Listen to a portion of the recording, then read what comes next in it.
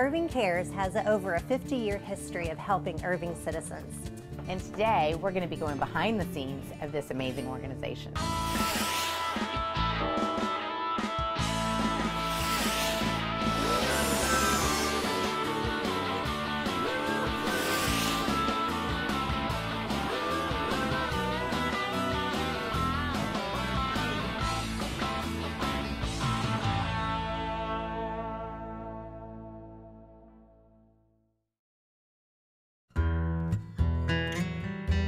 Irving Cares was founded in 1957. When the big tornado came through Dallas, people didn't know where to turn to go get help or to give help.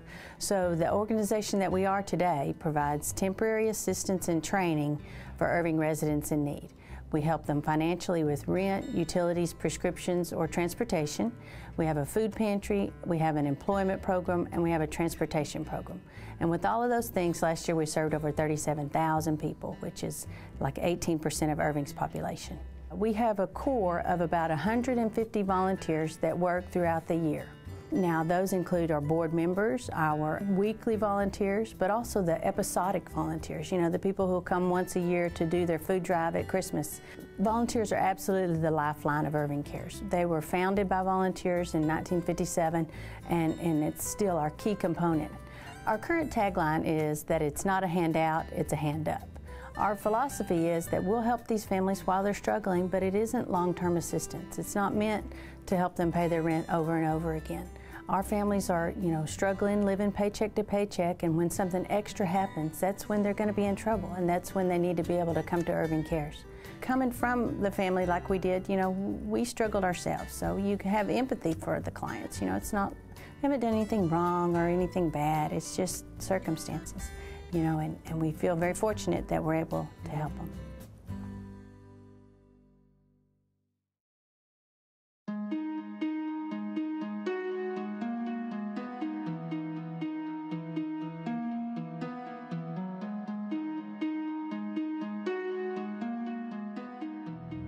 In this part of our space, this is the first piece that a client sees when they come to Irving Cares. And in 2009, we expanded from 5,003 square feet to our current 9,714 square feet. They will be greeted at the door by a staff member or a volunteer, and then they will start their applications. What would I do if I'm an Irving resident and I'm struggling and I need help with food? Well, you've come to the right place. Sign in here, and then we would have you fill out this application so that we could put together a file for you. Once you're finished with that, then we'd have you visit with a social worker who would talk with you about your needs, then send you around to our back where our food pantry is, and they would fill out an order for you. So I could get food that same day? Yes. There's not a waiting period or anything like that? You might be interested to know that we give enough food for a whole week.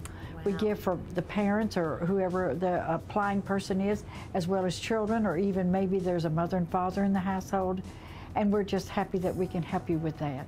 It's a private atmosphere. You know, they're having to make application for rent, for food, for utilities, just their basic needs, you know, things that everybody needs to make their families happy. But in addition to that, we do financial assistance for rent and utilities. For those two programs, we always ask a client to call us because we need to find out information before the client comes in, which can take time. So we don't want a client have to sit out in the lobby while we try to contact the utility company or try to contact their apartment manager or landlord to verify all the information they've given us. What types of forms would I be needing to fill out? You will fill out an information form, you know, your name and address, who's in your family. Then we ask on the back side what your income is, what all your expenses are. We want to know where your money's going. If you're getting financial assistance for rent or utilities, we also provide a money management class for you. We want to be sure that we're treating them with dignity and respect, making sure that they have access to the services in a manner that doesn't make them feel badly about asking. Within each of the programs, there is some sort of partnership component. Like when someone needs help paying their rent, we'll pay a portion and they'll pay a portion so that they have some buy-in. You know, they have a piece of the puzzle themselves. They feel like they're doing their part to get over their crisis. Do you work with the other programs in town? We do. Okay. We work back and forth. Good. They refer to us, we refer to them. Some clients we're able to partner with on rent or utilities when it's more than any one agency can do. Before, we had case manager offices distributed throughout the space. It wasn't very well organized. But with this expansion, we're able to put all of our customer contact areas in one place. We're able to have all of our administration in another place. I remember in the early days it did. It ended right here. And when you come in through the back, it was more of a here's what we have for you. Now this entrance just brings you into an office, a business opportunity. I think it feels a whole lot better. It makes them not feel so badly about having to ask for help. And that's one of the goals of Irving Cares, to serve everybody with dignity and respect. Exactly.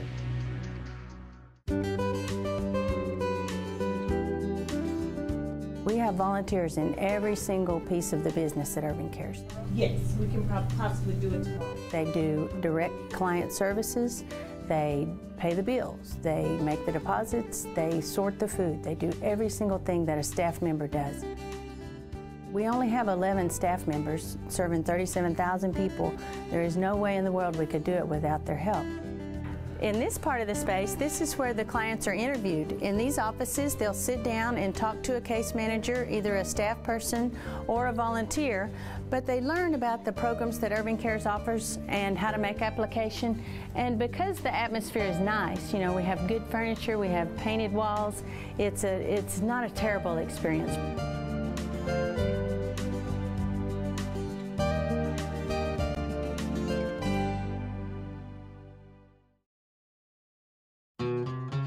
This is our client lab.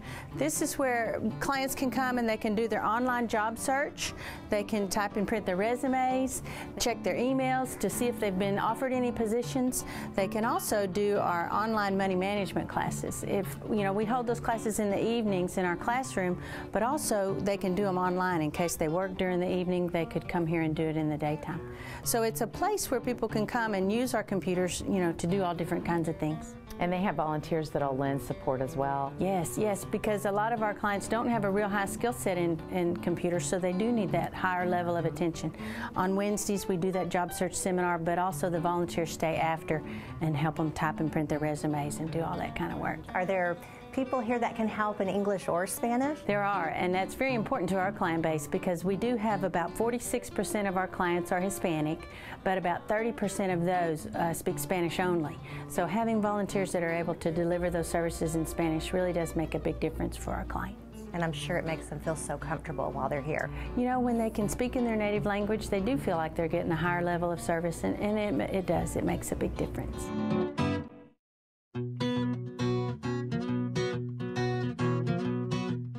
Well, this is our conference room. Wow, this is a nice sized room.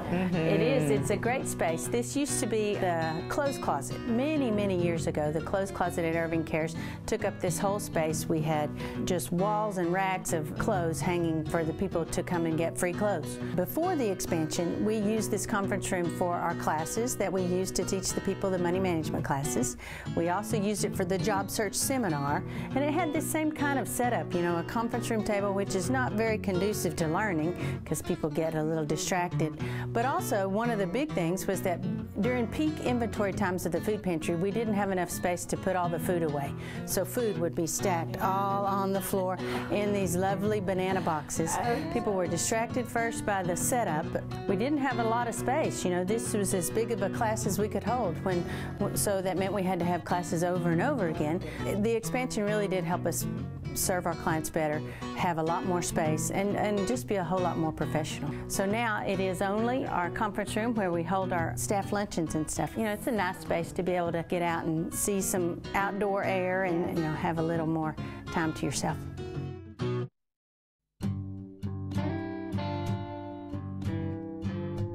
We also give our clients some training when they're helped financially. They attend a money management class. It's just 1 hour, but it's more than they had before. It's based on Consumer Credit Counseling Services program. So when we look at where your expenses are, then we can say, what did you learn in the money management class? Do you think maybe it would be a better idea to not be renting furniture and maybe do without for a couple of months? So if I'm not going by some of the suggestions that the classes have given me, what types of steps do you take? We visit with our clients one-on-one. We like to do some personal interaction with them.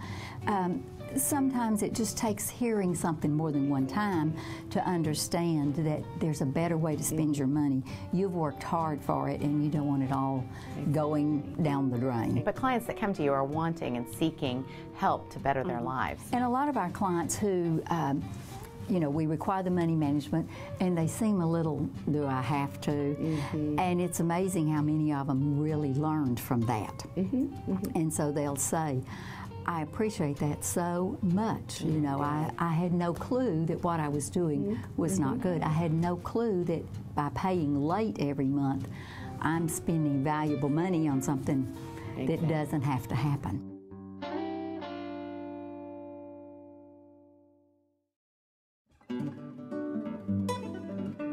Irving Cares is kind of like a sponge. We just grow as big as we can be in whatever our confines are. So when we were able to confine all of our inventory to a warehouse, it really made a big difference in our level of service to our client.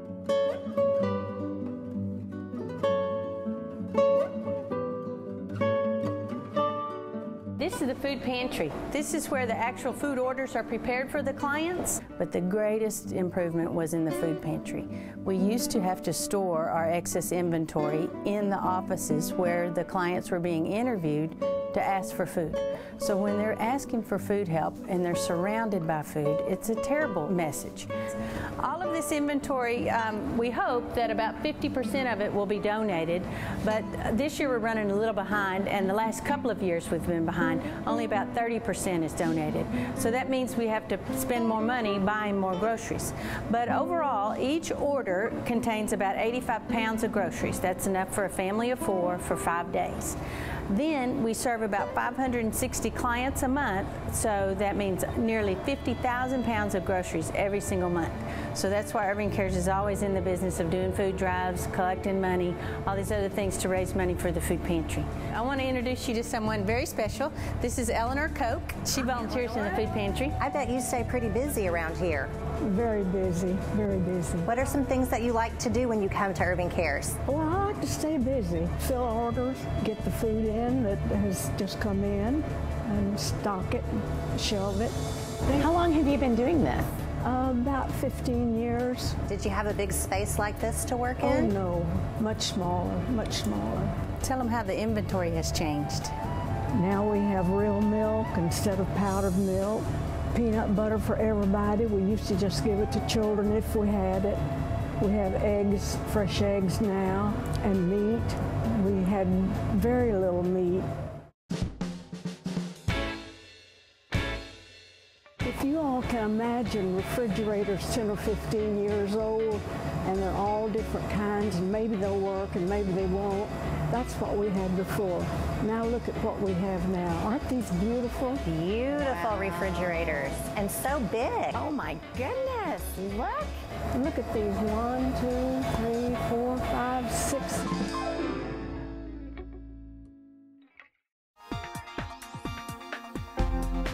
Teddy, tell them about the meat. We've had a really great improvement in our meat inventory. Kroger now, whenever a meat product, a protein product reaches the expiration date, they freeze it immediately, and we go pick up 4 days a week from 2 different Kroger stores. This is wonderful protein product. Like this is a boneless pork loin, and it is, you know, fantastic product that we're able to give to our clients now because of Kroger's donation. Many years ago, we had no meat. Then we made the move to have canned meat. Then we made the move to have frozen meat. And now we have some great, great product because of this donation from Kroger.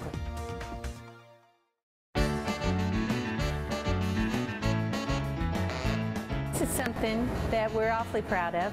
We used to didn't have eggs at all, but look at these now. Fresh eggs in every order.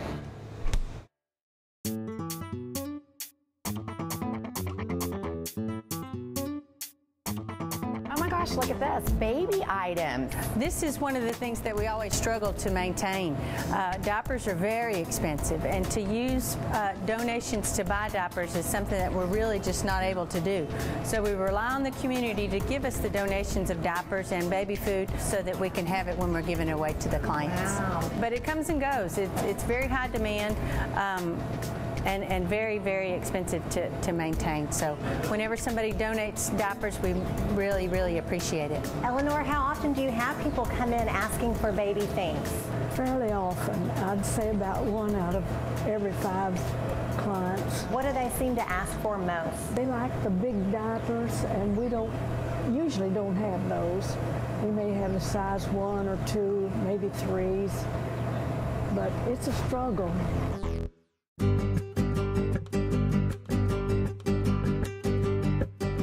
We were very, very lucky to have in our world already Julie Essman and Fran Castles. They had volunteered on the Great Harvest, you know, our annual fundraiser, and they had been in our world for many, many years. So Mike, your wife, Julie, is who got me involved at Irving Cares in the very early days. All right. How long have you guys been working now?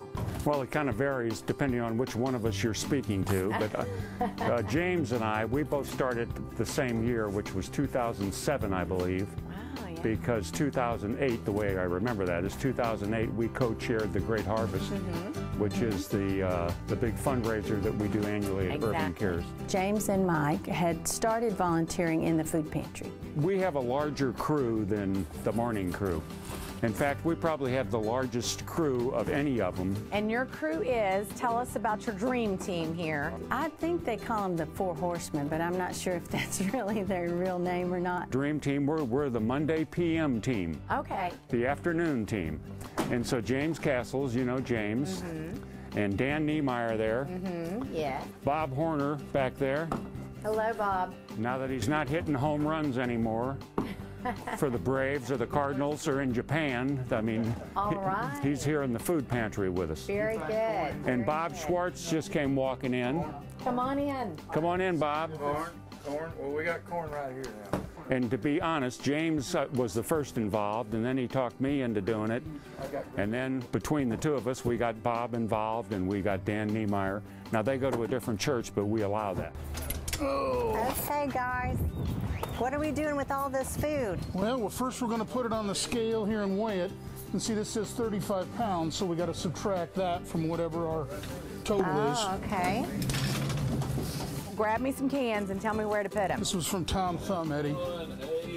Just write it down. Tom Thumb, 147. They save this for the afternoon crew. And we just get it when we have time, meaning we're not filling orders, and then we just start sorting it. And all right. You take it over that way and start unpacking? It depends upon what it comes in. Normally it comes in boxes, so we just kind of take it over where we have some empty space, put it down, and then we start sorting it all. And then from there it goes on the shelves, and then from there it goes into the pantry.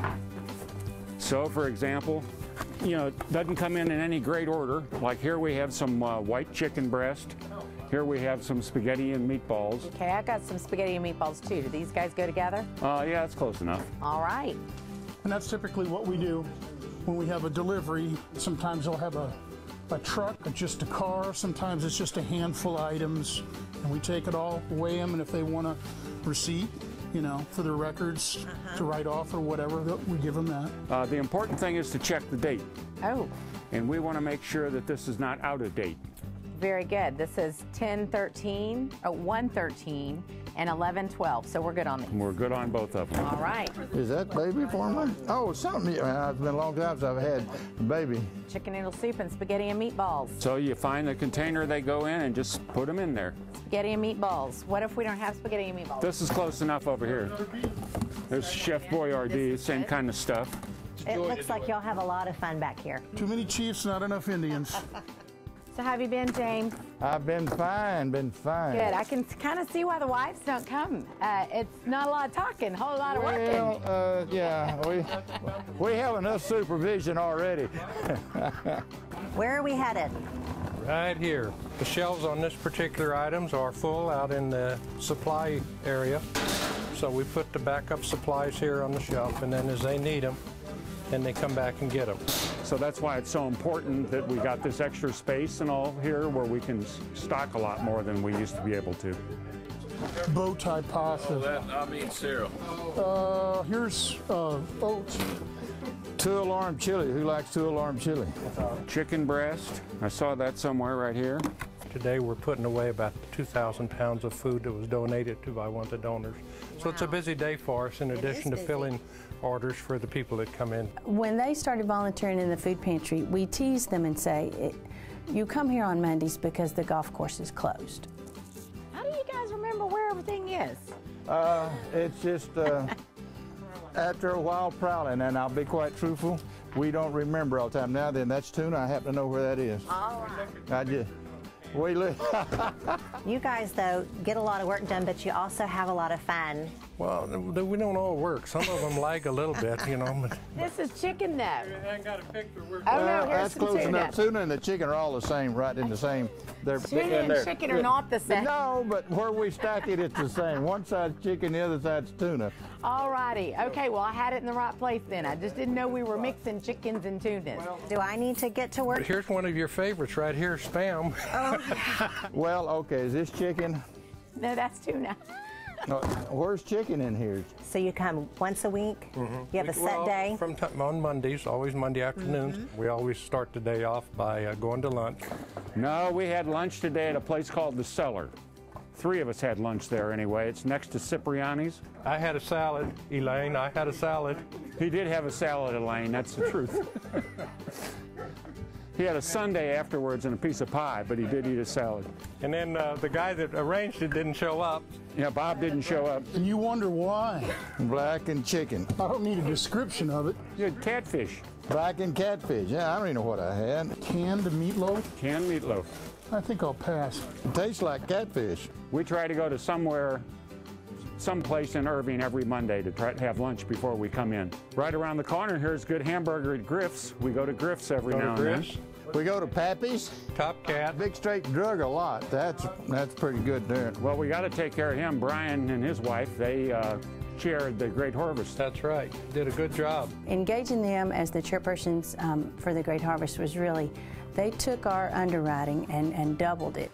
Well, in my fundraising, and I think Mike's too, we fundraise for several organizations, but this one here is, I will say, is the easiest because people know it does a great job. I'm very impressed with the management at Irving Cares. I think they do an exceptionally good job. 85+% of the money comes back to Irving Cares, and it's not spent on throwing the parties or advertising. And there are so many great volunteers here that work that we are able to keep our costs down. You get a lot of instant gratification out of it that you don't get by just writing a check to a charity once a month or something and putting it in an envelope. You know, just because they're compassionate, giving people who really care about our client base and about the people that we serve. We try to make them feel at home, particularly if there's some children or something involved. I make it a point, as do the rest of the guys, to take them out and give them a piece of candy or give them a special donut or something and put them at ease. And hopefully we're making an impact on it, that these are pretty nice people that come down here.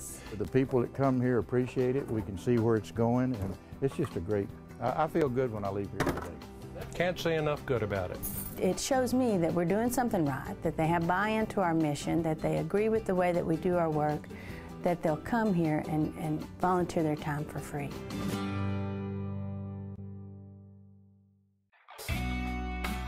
Well, for an organization that does such serious business, they sure have a lot of fun around here. Yes, they do, and so did we. A big thank you to all the staff and volunteers at Irving Cares. So see you again on another Irving Living.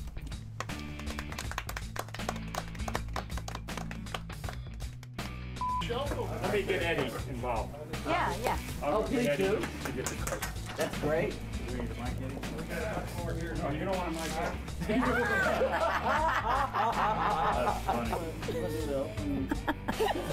I just started rolling the tape and I was like, oh, because I thought we were coming around here first. It's all foggy up now. Yeah, we had about 20 minutes of nothing but black. All right. Oh, the inside of the freezer. I'm not going to go through 30 minutes of tape. Was it a freeze free? It was a freeze.